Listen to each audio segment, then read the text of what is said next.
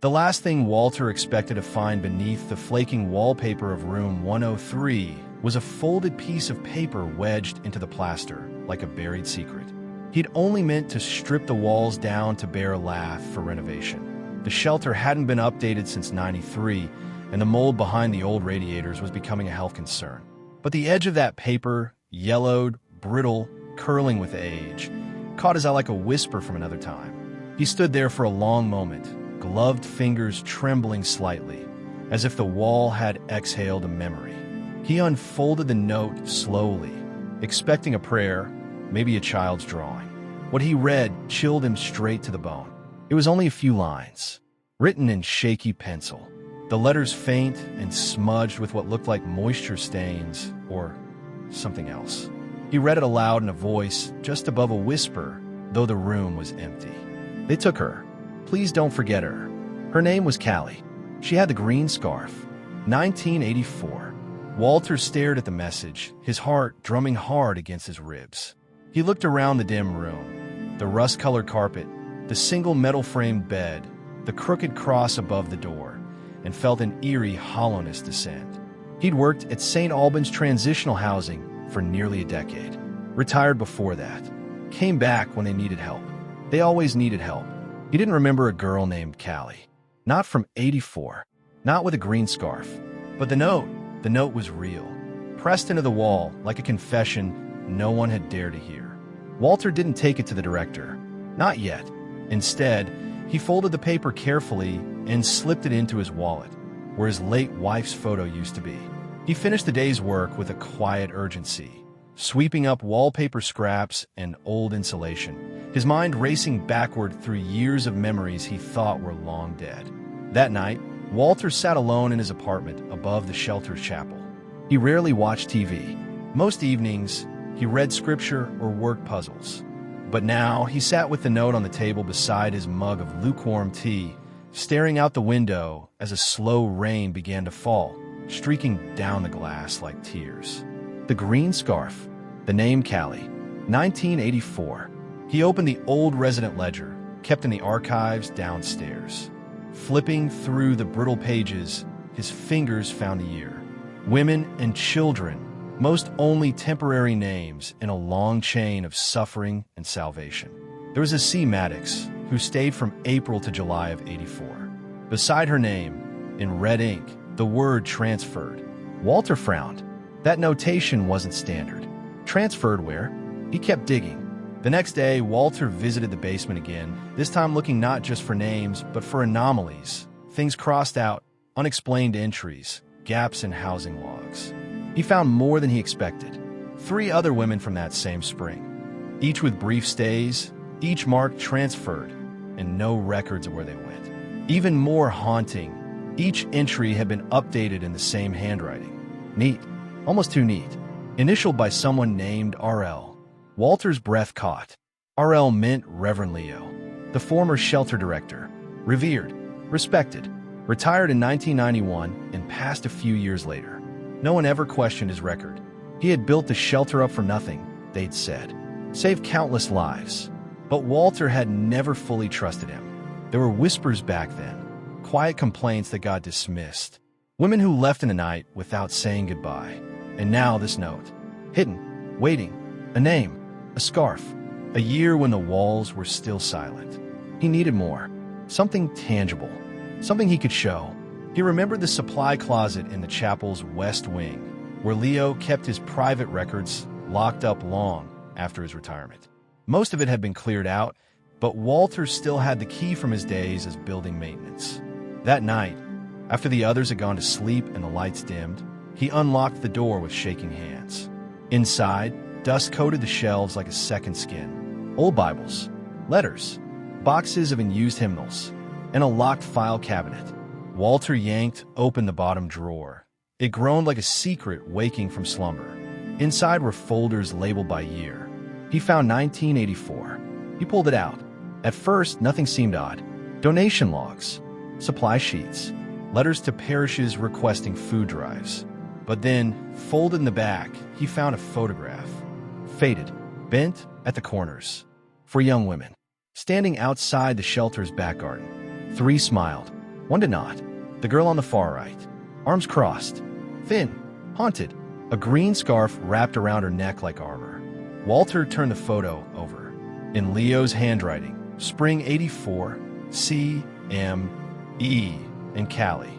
Uncooperative. Monitor closely. His stomach twisted. Monitor? He placed the photo beside the note. The pieces were forming something now. Something dark. Something buried for decades. In his hands. These same hands that held communion for widows and replaced light bulbs for crying mothers, now shook with the weight of discovery. The next day, Walter brought the photo and note to the only person he trusted outside the shelter, Rosa Delgado, a former resident turned social worker who had once said Walter was the only man in her life who never raised his voice. She was fierce, methodical, and deeply loyal. When she saw the items on the table, her expression darkened.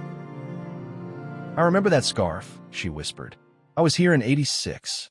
One of the kitchen ladies used to talk about a girl who vanished. Said her scarf was still in the laundry. Nobody claimed it. They thought she ran off. Ran off. Or was taken." Rosa looked at him, eyes hard. "You think Leo had something to do with it?" "I don't know," Walter replied quietly. But these walls were made to keep people in, not just out. They agreed to dig deeper, interview past staff, find other women from the '80s, reach out to shelters nearby in case Callie had been moved. But one by one, they hit dead ends. No forwarding addresses, no medical records, no trace. It was as if the missing girls had simply vanished off the face of the earth. A week passed, then two. One evening, Rosa called Walter, her voice tight. "I found someone," she said. "An old night nurse. Elaine Monroe. She worked here in '84. She's at a nursing home in Sutter County. Says she remembers a girl with a green scarf. And something else." Walter felt the air leave his lungs. They visited her together the next morning.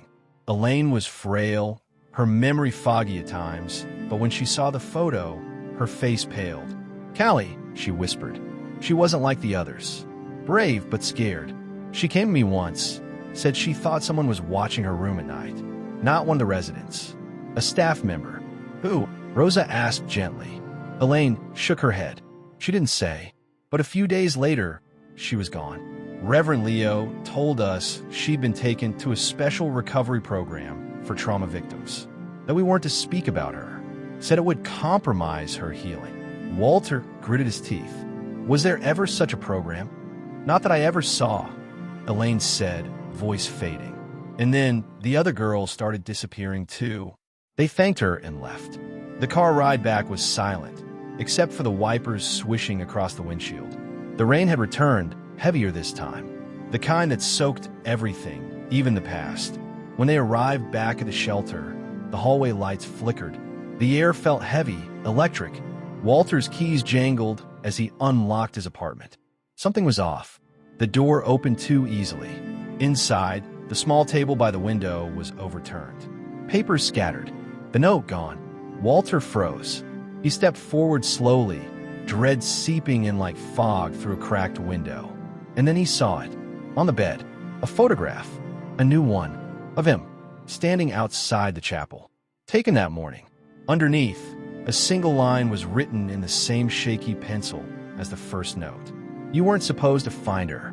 The light from the attic window had long faded when Edward finally descended the stairs. Photo, still clutched in his trembling hand. He hadn't told anyone about the note, yet not even Ruthie sat on the edge of the old rocking chair his mother used to sit in back when her mind was still hers before the silence took over and the stories stopped. The edges of the paper had softened from years of time, pressed into the wall, and yet the handwriting looked as though it had been written yesterday. "You weren't supposed to find her." The words echoed in his mind like a hymn turned inside out, as if time itself had been holding its breath all these years. He stared at the faces in the photo again. 2 children, a boy and a girl, standing beside a chain-link fence overgrown with vines, their eyes solemn, unsmiling, and next to them, barely in frame, was a crumbling building. Something about the shuttered windows called to him memory, not quite formed, but urgent, like a name just out of reach. He placed the photo beside his mother's old Bible and went to bed, but sleep refused to come that night. He dreamt of wood creaking footsteps behind walls and a whisper he couldn't quite make out when morning came. He visited the town records office, quietly, carefully, not wanting to stir anything unnecessary. Just yet the clerk on duty recognized him from school long ago, but didn't ask questions as Edward paged through brittle files and faded microfiche reels. He searched the archives for Walter's name, school attendance, employment, anything at all, but nothing fit. Then a single document caught his attention, a demolition request dated 1977 signed off by City Hall, the name of the structure redacted in black marker, but someone had scribbled in pencil above it, Orphan Wing Annex. The same shape from the photo. Chills prickled down Edward's spine. He took a mental note of the address, 114 Mercer. "I remember that scarf," she whispered. "I was here in '86. One of the kitchen ladies used to talk about a girl who vanished. Said her scarf was still in the laundry. Nobody claimed it. They thought she ran off. Ran off? Or was taken?" Rosa looked at him, eyes hard. "You think Leo had something to do with it?" "I don't know," Walter replied quietly. "But these walls were made to keep people in, not just out." They agreed to dig deeper, interview past staff, find other women from the '80s, reach out to shelters nearby in case Callie had been moved. But one by one, they hit dead ends. No forwarding addresses, no medical records, no trace. It was as if the missing girls had simply vanished off the face of the earth. A week passed, then two. One evening, Rosa called Walter, her voice tight. "I found someone," she said. "An old night nurse, Elaine Monroe. She worked here in '84. She's at a nursing home in Sutter County. Says she remembers a girl with a green scarf and something else." Walter felt the air leave his lungs. They visited her together the next morning. Elaine was frail, her memory foggy at times, but when she saw the photo, her face paled. "Callie," she whispered. She wasn't like the others. Brave, but scared. She came to me once, said she thought someone was watching her room at night. Not one of the residents. A staff member. "Who?" Rosa asked gently. Elaine shook her head. She didn't say, but a few days later, she was gone.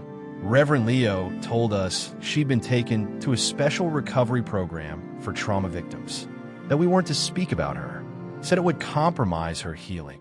Walter gritted his teeth. "Was there ever such a program?"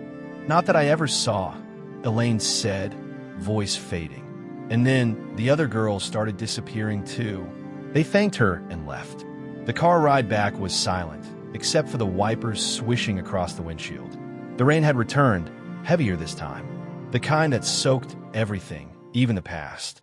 When they arrived back at the shelter, the hallway lights flickered. The air felt heavy, electric. Walter's keys jangled as he unlocked his apartment. Something was off. The door opened too easily. Inside, the small table by the window was overturned.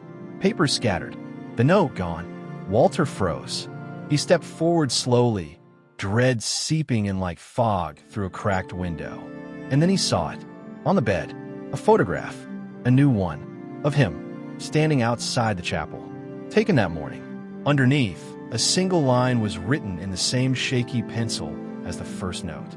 "You weren't supposed to find her."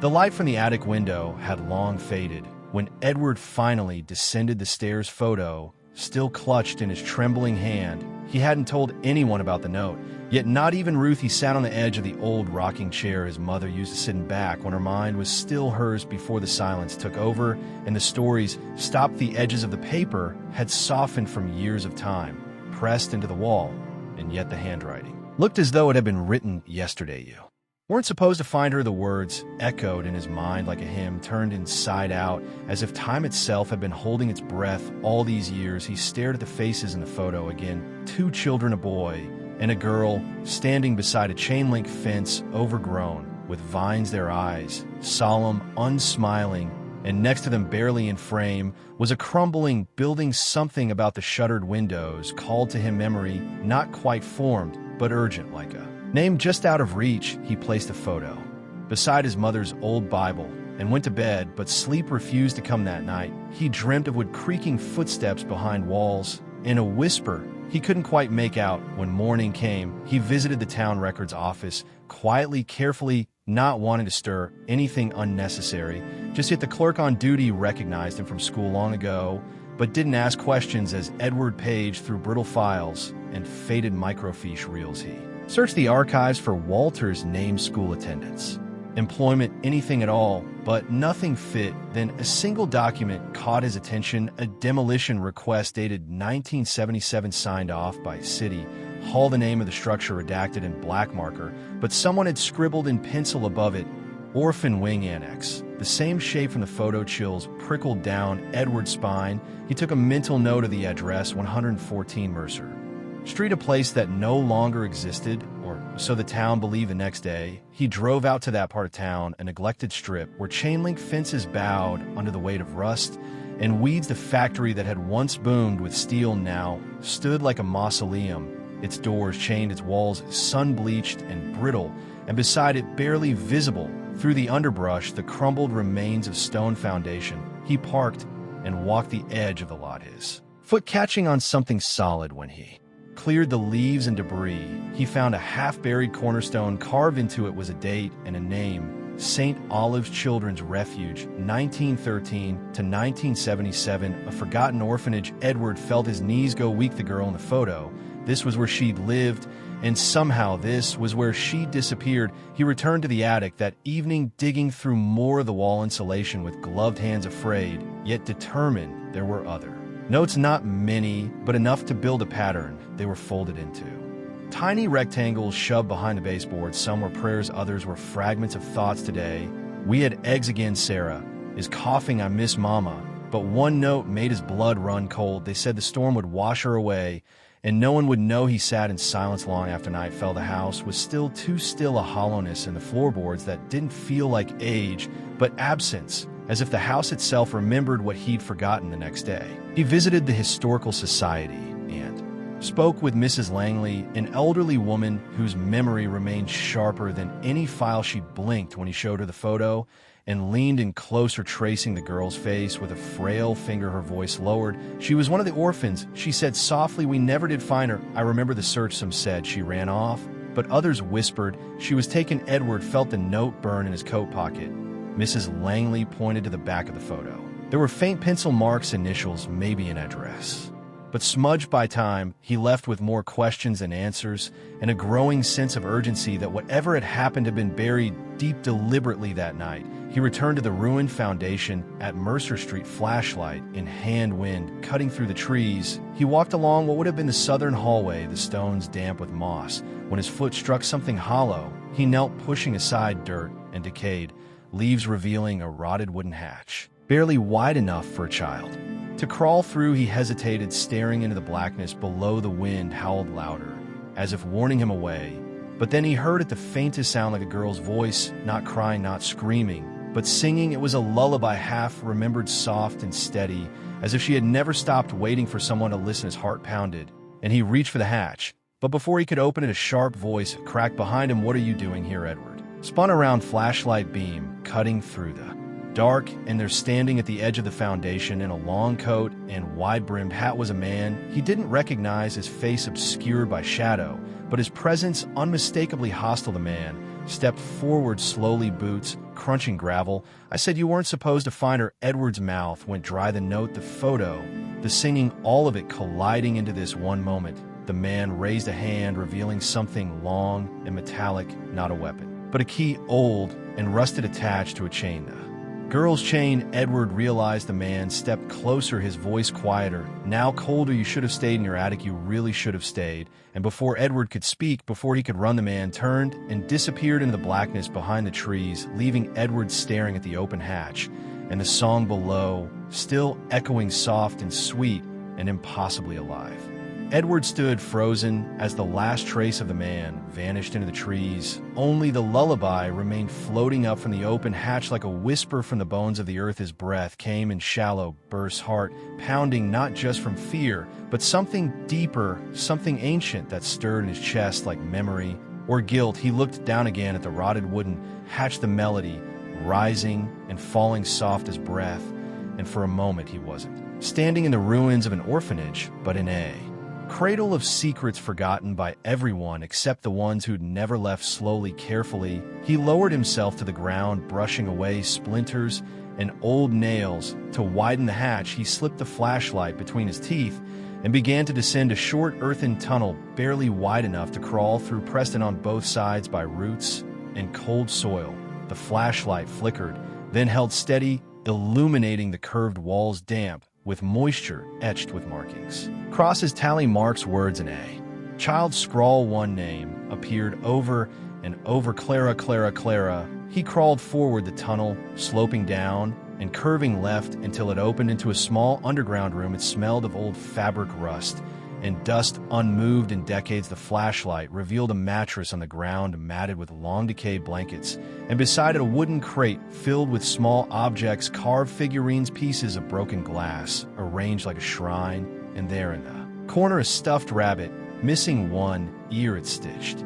I, barely holding on the song, had stopped the silence, now heavier than the earth above it, wrapped around him like a warning or a prayer. On the far wall, something glinted in the beam of his light, a name scratched in a stone: Clara Hayes, 1967 to 1977. Below it, the word she didn't leave. She was taken. Edward swallowed the taste of dust sharp in his throat. It wasn't a runaway, this was a grave or a message or both. He turned back toward the crate and saw something he hadn't noticed before. A small box, nailed shut with wire twisted around it. He reached for his pocket knife and cut the wire, carefully prying the box open. Inside were photographs, dozens of them, all of children, girls mostly, some smiling, some with wide, fearful eyes, and at the bottom a series of Polaroids, grainy and poorly lit, showing what looked like a small windowless room with mattresses lined along the floor. The final photo was of Clara, the same girl from his attic wall, but older, thinner, with deep circles under her eyes, and behind her a figure obscured by shadow, tall, wearing a coat, the same wide-brimmed hat Edward had seen only hours before. He recoiled, the box slipping from his hands, the photos scattering across the stone like fallen leaves. Then he saw it tucked inside the lid of the box, a name, an address in looping cursive: Marlene Hayes, 248 Carter Street, retired teacher, 3rd grade, St. Mary's School. Edward backed away from the crate, heart racing. He knew that name now. He remembered an old woman who used to sit at the back of the church, hands always folded, a rosary around her fingers, and tears in her eyes. During every hymn, she hadn't been to service in years, not since the choir fundraiser when she collapsed outside the church doors. No one had spoken much of her since, not even Ruth. Edward climbed out of the tunnel as the first hints of dawn painted the sky, the woods behind him eerily still. The wind had dyed the trees, standing like sentinels watching and waiting. He returned home with dirt on his clothes and ghosts in his lungs. He didn't sleep, but instead went to Carter Street just after sunrise. The house was small, crooked with time, paint peeling from the porch rails. The air smelled of cedar and mothballs. He knocked 3 times, nothing. Then again, louder. A curtain moved, then the door cracked open, revealing a woman, so thin she looked translucent, white hair pinned back neatly, skin marked by sun and sorrow. Her eyes narrowed as she stepped out onto the porch. "You look like your father," she said, not a question of memory she held in her bones. "Come in." Then Edward entered. The house was still lived in, but just barely. Books stacked in corners, unopened letters on a side table, and near the fireplace, dozens of photos in frames, none newer than the late 70s. Marlene moved slowly toward a chair, her hands shaking. Edward placed a photo of Clara on the coffee table. Between them, her eyes did not waver. "My niece," she said softly, "not since she was 10. That's the last time we saw her." "And your brother?" I asked, voice trembling. "My brother didn't lose her," she said firmly. "Someone took her. They made it look like she ran." Marlene pulled a yellowed folder from a cabinet and opened it to reveal pages of typed letters, old police reports, copies of handwritten appeals to newspapers and government offices, all with the same message: Clara Hayes is missing, and no one is listening. "We begged them to search the building," she said, voice rising, "but they said she probably wandered into the river or got on a bus. No one believed a poor child could be taken in plain sight and buried by paperwork." She reached into the folder again and pulled out a small black and white photo. It showed a man in a school hallway, tall, wearing a coat, a child walking beside him, her hand barely visible in his, and on the back, written in pencil, "Mr. Fletcher, janitor, St. Mary's." Edward stared at the photo. The figure in the coat was unmistakable, the same outline from the tunnel, the one who watched him last night. "I knew he was taking them," Marlene said.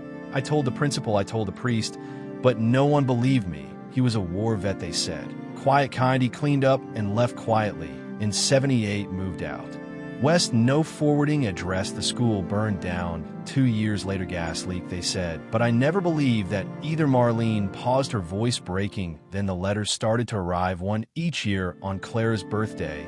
No return address, always one sentence. The silence keeps her safe. Edward sat back, reeling, as though the world had been tilted under his feet. Marlene placed the last letter in his hands, dated only 6 months ago. The same words again. Same handwriting. Edward took a deep breath.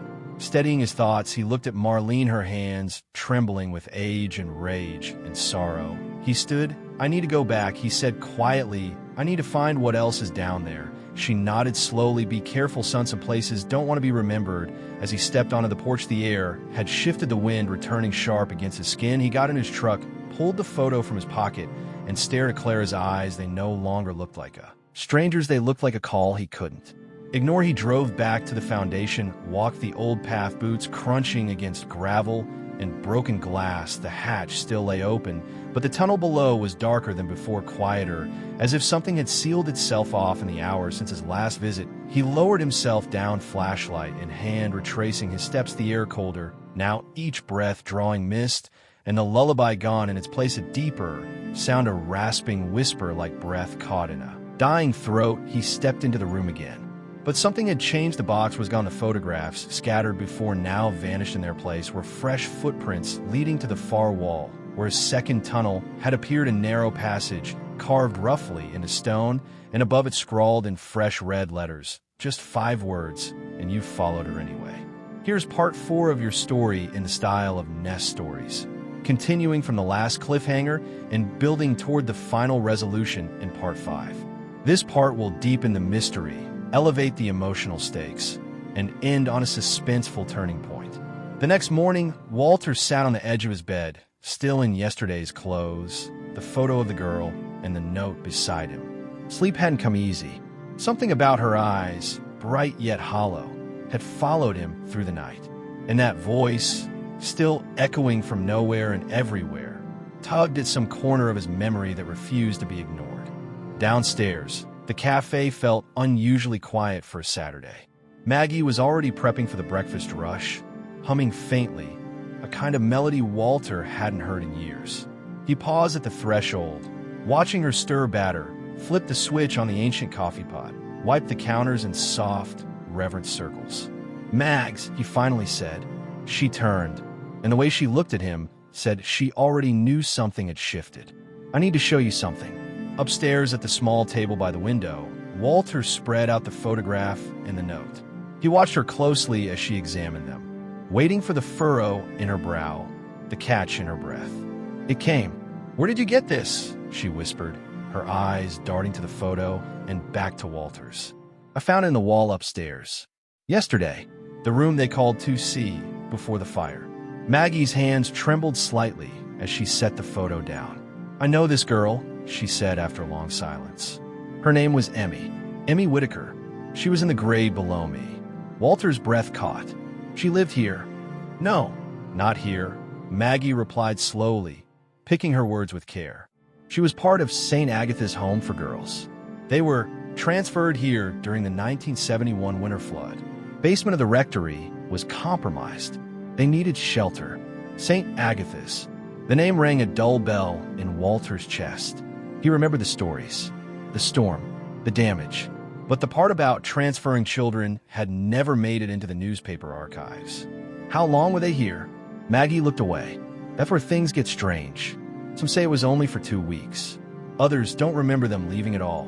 Walter felt a deep chill rise from the floorboards beneath him. "I never saw her again after that winter," Maggie said, voice thin. "We weren't friends, not really, but she had this way of smiling through everything. Quiet girl. Carried a tin lunchbox with saints painted on the lid." Walter reached for the photo again, studying the cross hanging from Emmy's neck. "Did anything ever happen to her? Any reports?" Maggie shook her head. "The town moved on, like it always does."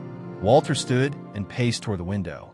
Outside, snow had started falling again, silent and endless. He stared out at the town, so picturesque, so still, and felt a pressure behind his ribs like something was trying to claw its way out. "We have to dig," he said suddenly. "Walter!" No, Mags. Something happened to her. To the others. There's more in that attic. I can feel it. This house has been holding its breath for decades. Back in the burned-out upstairs room, Walter moved like a man possessed. He pulled away another panel of the wall, revealing more soot-streaked insulation and a second hidden cavity. Inside, a rusted crucifix, and beneath it, tucked into the crumbling lath and plaster, was a child's shoe. Too small, too worn, too out of place. Maggie gasped. Walter didn't speak. He reached further, his fingers brushing against something cold. Metal. A latch. He leaned his full weight into the wall, pushing against a warped section of the paneling. It gave way with a moan, like the house itself was waking from a nightmare. Behind it, a narrow passage, barely wide enough for a person. Maggie looked at him, terrified. That wasn't on any blueprint. I don't think anyone was supposed to know it existed, Walter whispered. They entered together, flashlights casting long shadows on the crumbling walls. The air was thick, sour with age and something else. Fear, maybe, or secrets left too long in the dark. The tunnel ran along the spine of the house, then turned sharply downward. At the end was a wooden hatch. Walter knelt, hand hovering over the old iron handle. He paused. A soft creak sounded behind them. Maggie turned her light back up the tunnel, but there was no one there. Walter opened the hatch, and beneath them was not a crawl space, but a hidden basement neither of them had ever seen. A stone room, a table, chains, a row of rosaries nailed to the wall like trophies. Maggie gasped and stumbled backward. Walter, what is this? And on the far wall, etched in faint, frantic letters. You weren't supposed to find her. Walter stared. The same words from the first note. Cold realization flooded his chest. This wasn't over. This was only the beginning. Walter didn't sleep that night. He sat at the foot of the stairs, staring at the burned hallway that led to the attic. Below him, Maggie stood in the kitchen, whispering prayers she barely remembered from childhood. The room they had discovered, stone walls, iron hooks, rusted rosaries, still haunted the back of their minds like smoke that wouldn't clear. By dawn, Deputy Alder had arrived. He didn't ask many questions at first, just looked at the photos Walter had taken, of the child's shoe, the crude chamber, the words carved into the wall, and went pale beneath the brim of his winter cap. They sealed the passage. Then came the forensics team. Cadaver dogs confirmed what Walter had already begun to suspect. There were multiple bodies buried beneath the foundation, their markers long gone, erased by time and plaster and silence. When the remains were exhumed, the medical examiner confirmed 3 children, all female, ages 8 to 12. One of them wore the remnants of a small cross around her neck. Walter didn't need to hear the name to know. It was Emmy Whitaker. Maggie wept on the back steps of the cafe as officers moved in and out of the house across the alley. She clutched the photo like it was scripture. Walter stood beside her, silent, one hand resting gently on her shoulder. She was never meant to be found, Maggie whispered. But she was, Walter replied, because she mattered. The investigation that followed would shake the town's foundations. The building Walter had inherited had once been listed under the Archdiocese. In the early 1970s, it served as emergency housing during natural disasters. St. Agatha's Home for Girls had indeed been moved there after the flood, but what the town never knew was that 3 children went missing during their stay. Their files had been quietly removed. Reports vanished, and one staff member, a maintenance worker with a sealed juvenile record, had disappeared shortly after the children were declared runaways. Walter sat across from Deputy Alder 1 week later, the file open between them. A grainy black and white photo showed a young man in coveralls, arms folded, face shadowed by the poor exposure. Name's Richard Purnell, Alder said. He was 24 at the time, grew up in this county. No priors as an adult. But there's a suspicion he was involved in a separate incident at a boys' home in Kansas 2 years prior. Covered up, Walter stared at the photo. So he killed them. Alder sighed. All signs point that way. And he had access. Records show he was the one who dug out the basement for storage.